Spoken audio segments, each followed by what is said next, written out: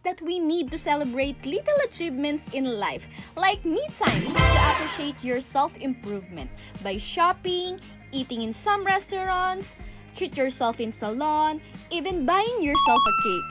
No need for big occasion as long you celebrate your little achievements. Buti na lang nakita ko yung hearts and bells. Yes, first time ko i-try to ha. May nakita kasi akong nagpi-free taste. Pwede pala yun. And it's newly open here in SM Sukat ha. No need ko naman ata mag-antay na magbibigay sa akin. Kaya bakit hindi ko bilhan yung sarili ko? Nag-ask nga ako if need ba ng advance order para makabili ako ng cake nila. Kasi ang ganda at ang klase ng cake nila.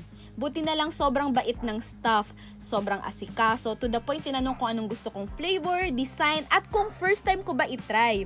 In all fairness, pag uwi ko, ang in-order pala namin is yung strawberry cake